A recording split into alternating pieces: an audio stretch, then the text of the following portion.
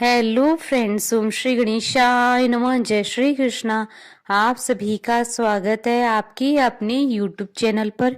Friends, आज हम आपको इस वीडियो में बताने जा रहे हैं देव उठनी एकादशी का शुभ मुहूर्त, व्रत पारण का समय, पूजा विधि, महत्व और देव उठनी एकादशी की पौराणिक व्रत कथा और तुलसी विवाह की विधि के बारे में। फ्रेंड्स, वीडियो शुरू करने से पहले आपसे रिक्वेस्ट है, अगर आप हमारे चैनल पर नए हैं और आपने अभी तक चैनल को सब्सक्राइब नहीं किया है तो प्लीज सब्सक्राइब कीजिएगा चैनल को, साथ ही प्रेस कीजिएगा बेल आइकन को, जिससे नए वीडियो से रिलेटेड नोटिफिकेशन आपको तुरंत प्राप्त हो सके।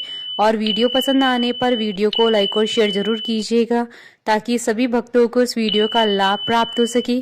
और कमेंट बॉक्स में जय श्री कृष्णा जरूर लिखिएगा। कार्तिक मास के शुक्ल पक्ष की एकादशी को देव उठनी एकादशी मनाई जाती है। देव उठनी एकादशी को देवोत्थान एकादशी के नाम से भी जाना जाता है। हिंदू पंचांग के अनुसार एक साल में कुल 24 एकादशी होती है, लेकिन अधिक मास होने की स्थिति में एकादशी की संख्या 26 होती है।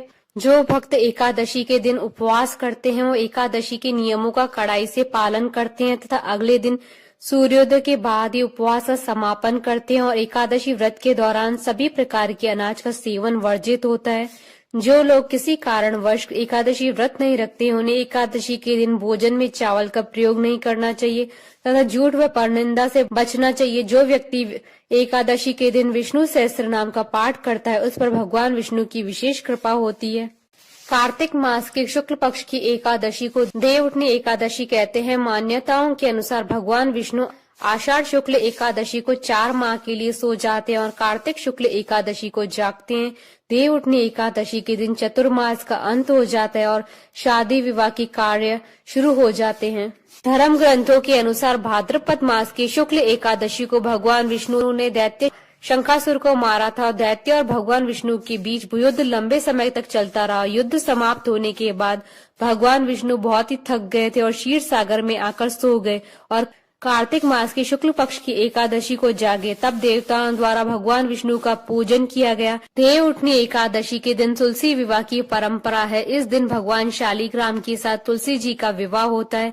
इसके पीछे एक पौराणिक कथा है जिसमें जलंधर को हराने के लिए भगवान विष्णु ने वृंदा नामक विष्णु भक्त के साथ छल किया। इस छल के लिए वृंदा ने भगवान विष्णु को शिला के रूप में परिवर्तित होने का श्राप दे दिया। उसके बाद भगवान विष्णु शिला के रूप में तब्दील हो गए और उन्हें शालीग्राम कहा जाने लगा।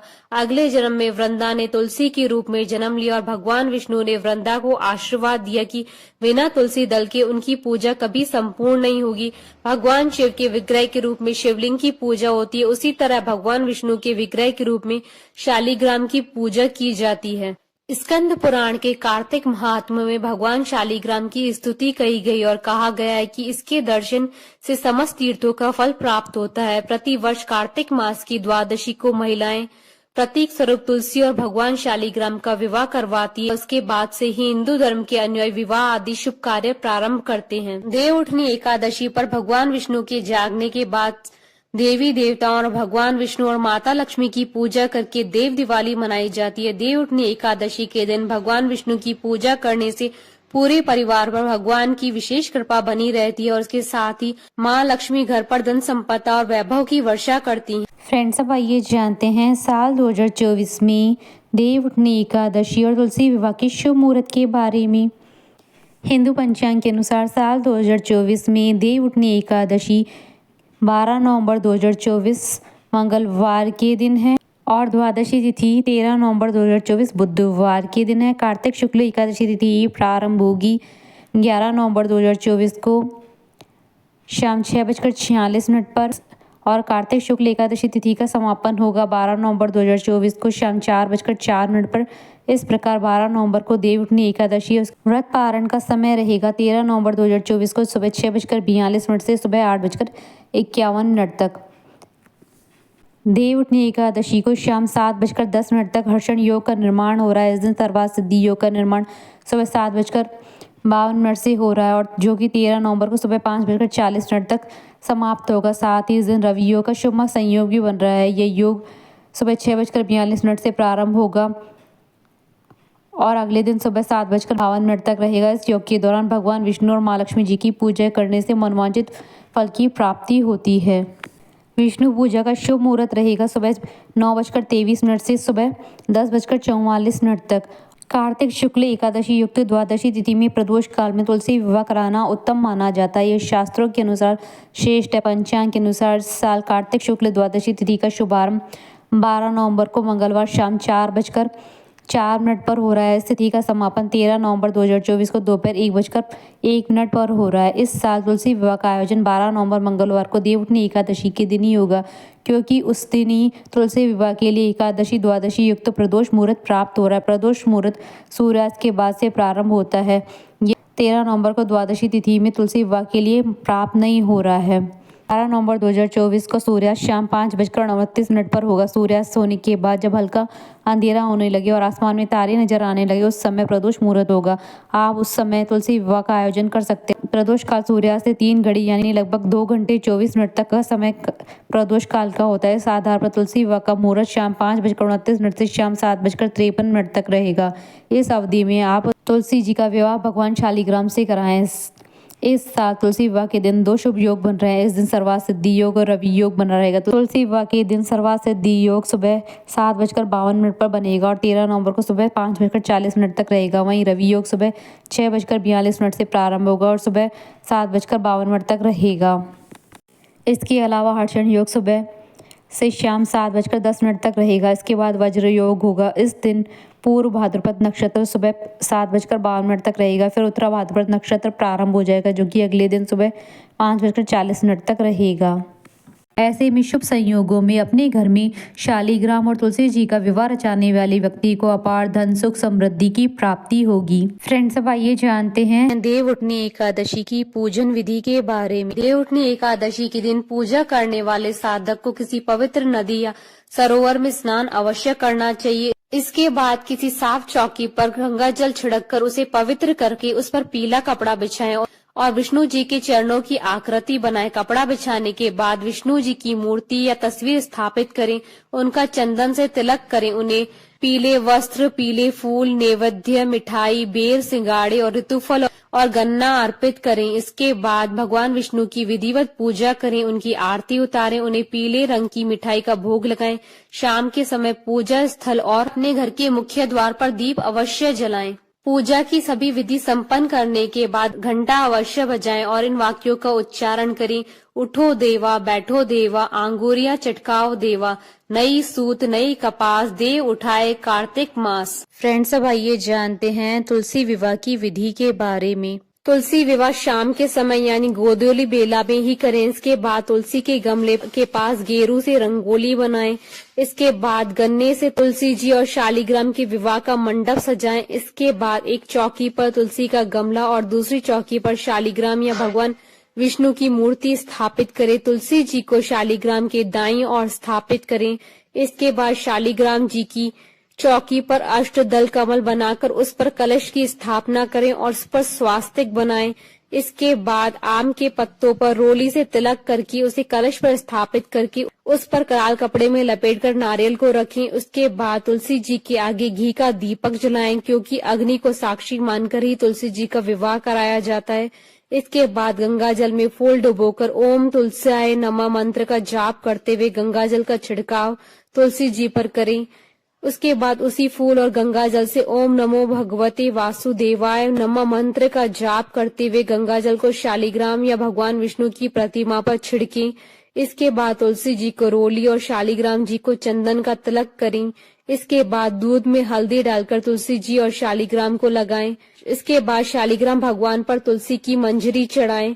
उसके बाद तुलसी जी को लाल चुनरी अर्पित करें, फिर उन्हें लाल चूड़ी पहनाएं और स्वाहा का सभी सामान थोड़ा थोड़ा लगाएं। इसके बाद शालिग्राम जी को पंचामृत से स्नान कराएं, उन्हें पीला कपड़ा अर्पित करें।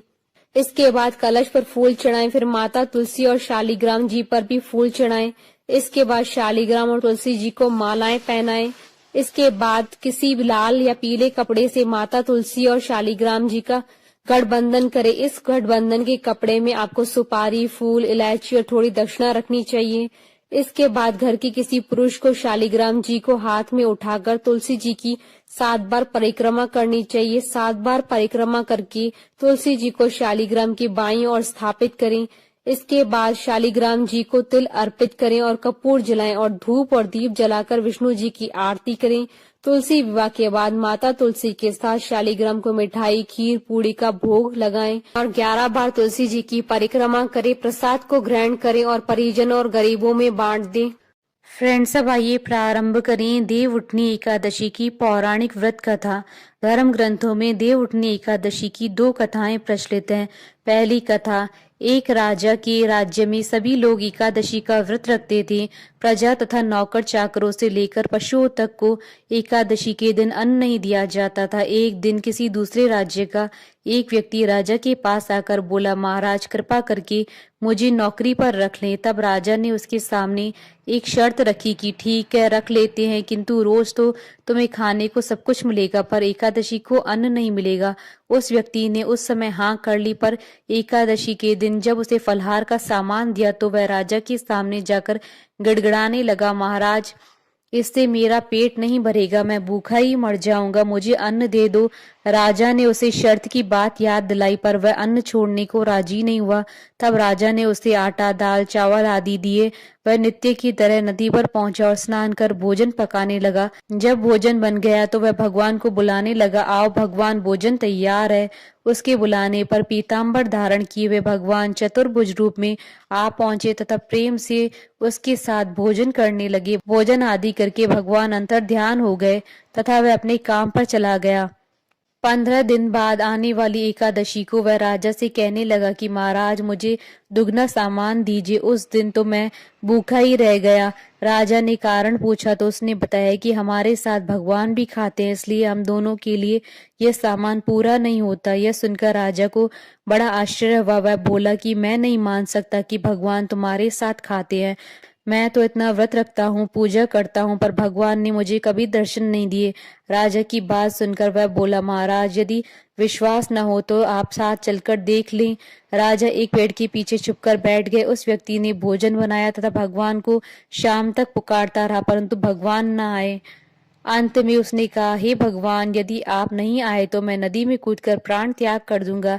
लेकिन भगवान नहीं आए। तब वह प्राण त्यागने के उद्देश्य से नदी की तरफ बढ़ा। प्राण त्यागने का उसका दृढ़ इरादा जान शीघ्र ही भगवान ने प्रकट होकर उसे रोक लिया और साथ बैठकर भोजन करने लगे। खा पीकर वे उसे अपने विमान में बैठाकर अपने धाम को ले गए। यह देख राजा ने सोचा कि व्रत उपवास से तब तक कोई फायदा नहीं होता जब तक मन शुद्ध न हो।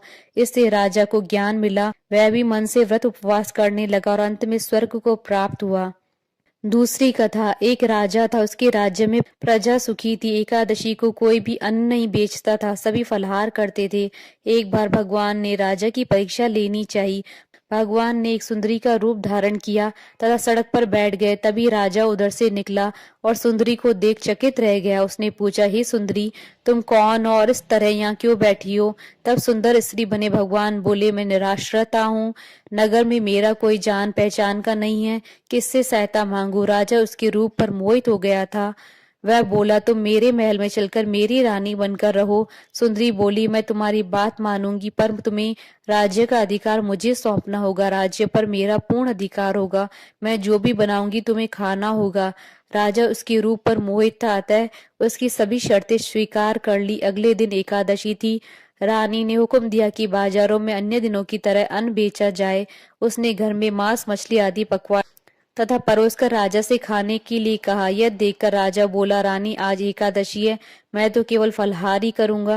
तब रानी ने शर्त की याद दिलाई और बोली, या तो खाना खाओ, नहीं तो मैं बड़े राजकुमार का सिर काट दूंगी। राजा ने अपनी स्थिति बड़ी रानी से कही तो बड़ी रानी बोली, महाराज धर्म न छोड़ें, बड़े राजकुमार का सिर दे दे, पुत्र तो फिर मिल जाएगा पर धर्म नहीं मिलेगा। इसी दौरान बड़ा राजकुमार खेलकर आ गया। माँ की आंखों में आंसू देखकर वह रोने का कारण पूछने लगा तो माँ ने उसे सारी वस्तु स्थिति बता दी। तब वह बोला, मैं सिर देने को तैयार हूँ, पिताजी के धर्म की रक्षा होगी, जरूर होगी। राजा दुखी मन से राजकुमार का सिर देने को तैयार हुआ तो रानी के रूप से भगवान विष्णु ने प्रकट होकर असली बात बताई। राजन, तुम इस कठिन परीक्षा में पास हुए। भगवान ने प्रसन्न मन से राजा से वर मांगने को कहा तो राजा बोला, आपका दिया हुआ सब कुछ है, हमारा उद्धार करे। उसी समय वहां एक विमान उतरा। राजा ने अपना राज्य पुत्र को सौंप दिया और विमान में बैठकर परम धाम को चला गया। बोलिए भगवान विष्णु जी की जय, सनातन धर्म की जय। हमारे साथ इस वीडियो में अंत तक बने रहने के लिए आपका धन्यवाद। ओम श्री गणेशाय नमः। जय श्री कृष्णा।